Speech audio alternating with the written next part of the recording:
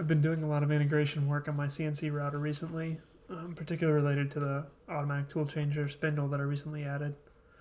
I've posted a few random video clips along the way, but I wanted to do a better video demonstrating where I'm really at with it, with a little more explanation of the what and the why. What you're looking at here is an ATC spindle from CNC Depot. On the left side of the bed, I've got a simple 6-pocket tool rack for the ISO 30 tool holders. Over to the right, there's a tool setter, and there's an optical beam break sensor above it, which I'll explain in a minute.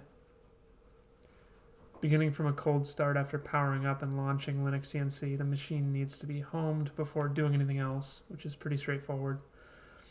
With the ATC, however, there's the additional uncertainty of whether a tool holder is actually in the spindle or not.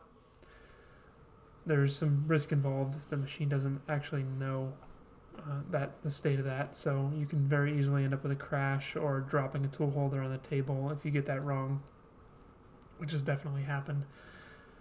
Unfortunately, this spindle does not have a sensor for the tool holder, so as a bit of an extension to the homing routine, I've added some logic to check for a tool holder.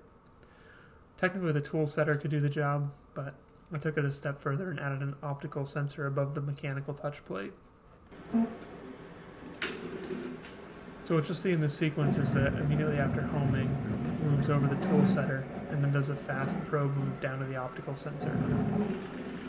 That move alone is really sufficient to determine whether or not a tool holder is installed. If it is, it reloads the last known tool number from the previous session, or if not, it stays set to tool 0. When there's a tool holder installed, it proceeds after the optical detection at a slower speed to make contact with the tool setter, and then backs off slowly to establish the tool length measurement.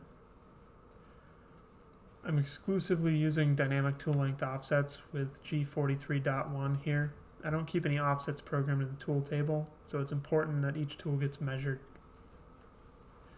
You can see after the whole sequence is complete that the tool number is set and the dynamic tool length offset is established.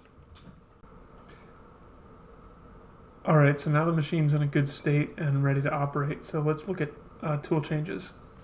I got a simple fixed linear tool rack here, nothing really fancy mechanically.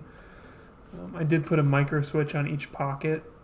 The main benefit there is, as a safety feature, to prevent trying to ever slot a tool into a pocket that's already occupied, which would result in a pretty ugly crash. But it is also smart enough to not try to pick up a tool that isn't loaded in the rack, so it does provide some idiot proofing against a simple operator error.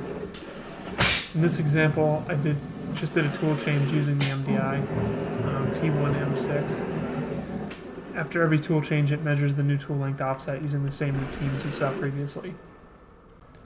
So now putting that all together, this is just a quick demo of doing multiple tool changes driven by a G-code file.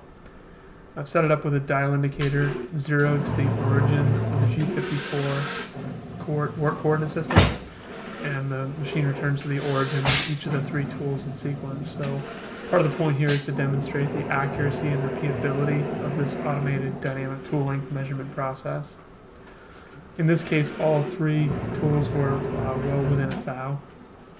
Someday maybe I'll throw a dial indicator on there for a closer look, but really, I mean, it's a router, it's not a mill. Within a thou is more than good enough already.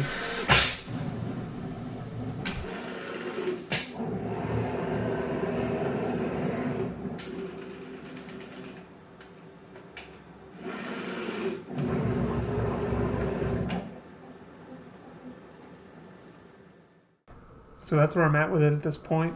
I'll put a link to my LinuxCNC configuration in the description for anyone who's interested in the code, and I welcome any questions or comments.